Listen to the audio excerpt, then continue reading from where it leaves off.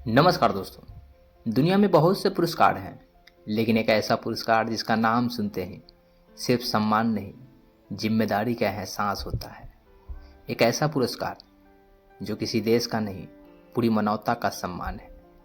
नाम है नोबेल पुरस्कार। ये पुरस्कार किसी राजा ने नहीं बनाया, किसी सरकार ने नहीं दिया, बल्कि एक ऐसे वैज्ञानिक के सोच से जन्मा जो खुद अपने आविष्कार से डर गया था। इस कहानी की शुरुआत होती है अल्फ्रेड नोबेल से। हाँ, अल्फ्रेड नोबेल जो डायनामाइट का आविष्कारक था। उसने सोचा था कि यह आविष्कार युद्धों को रोकेगा, लेकिन ठीक उल्टा हुआ। डायनामाइट युद्ध में मौत का हथियार बन गया। एक दिन अखबार में गलती से उस मौत की खबर छपी और लिखा गया, मौत का सौदागर का मौत हो गया। यहीं से एक इंसान टूट गया और यहीं से नोबेल पुरस्कार का जन्म हुआ। अल्फ्रेड नोबेल ने अपनी वसीयत में लिखा, मेरी पूरी संपत्ति का इस्तेमाल उन लोगों के सम्मानित करने में हो जो मानवता के लिए सबसे बड़ा काम करे। और इसी वसीयत से 1901 में पहली बार दिया गया नोबेल पुरस्कार। शुरुआत में नोबेल पुरस्कार 5 क्षेत्रों में दिया गया। भौतिकी के क्षेत्र में, रसायन विज्ञान के क्षेत्र में, चिकित्सा, साहित्य और शांति। बाद में अर्थशास्त्र को भी इसमें जोड़ दिया गया। नोबेल पुरस्कार हर साल 10 दिसंबर को दिया जाता है, अल्फ्रेड नोबेल जी की पुण्यतिथि पर। अब सवाल उठते हैं, नोबेल पुरस्कार किसे मिलता है? उसे जिसने सिर्फ अपने लिए नहीं, पूरी दुनिया के लिए सोचा हो। उसे जिनका नाम सीमाओं से ऊपर हो। उसे जिसका विचार इंसानियत को आगे ले जाए। नोबेल पुरस्कार कोई आवेदन भरकर नहीं मिलता, ना कोई खुद को नामांकित कर सकता है। दुनिया के चुने हुए वैज्ञानिक, प्रोफेसर, संस्थान गुप्त रूप से भेजते हैं और सालों की जांच के बाद सिर्फ एक नाम चुना जाता है। अब बात करते हैं भारत और नोबेल पुरस्कार की।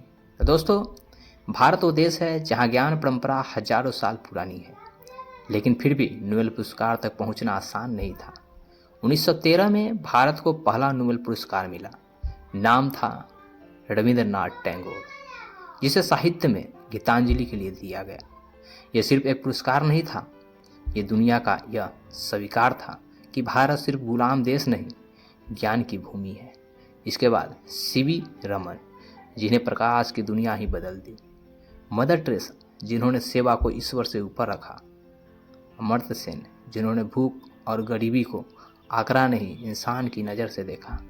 और कैलाश सत्यार्थी, जिन्होंने बचपन की आज़ादी के लिए अपनी पूरी ज़िंदगी लगा दी। जिन्होंने बच्चों की आज़ादी के लिए पूरी ज़िंदगी लगा दी। अभिजीत बनर्जी, जिन्होंने बताया गरीबी को समझे बिना दुनिया नहीं बदली जा सकती। अगर हम भारतीय नागरिक और भारतीय मूल के लोगों को मिलकर देखें तो अब तक लगभग 13 भारतीय मूल के व्यक्तियों को नोबेल पुरस्कार मिल चुका है। लेकिन दोस्तों, नोबेल पुरस्कार सिर्फ जीत नहीं, यह एक सवाल भी है।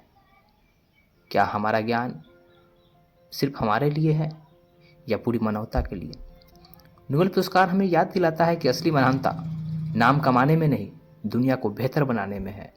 अल्फ्रेड नोबेल खुद कभी नोबेल पुरस्कार नहीं पा सका, लेकिन उसकी सोच आज भी हर साल दुनिया को सही लोगों को मिलवाती है। और शायद यही नोबेल पुरस्कार की सबसे बड़ी सीख है। इंसान मर जाता है, लेकिन विचार अगर सही हो तो पूरी दुनिया को रोशन कर देता है, पूरी दुनिया को रोशन कर देता है। चलिए मिलते हैं फिर एक नई कहानी के साथ। तब तक के लिए जय हिंद।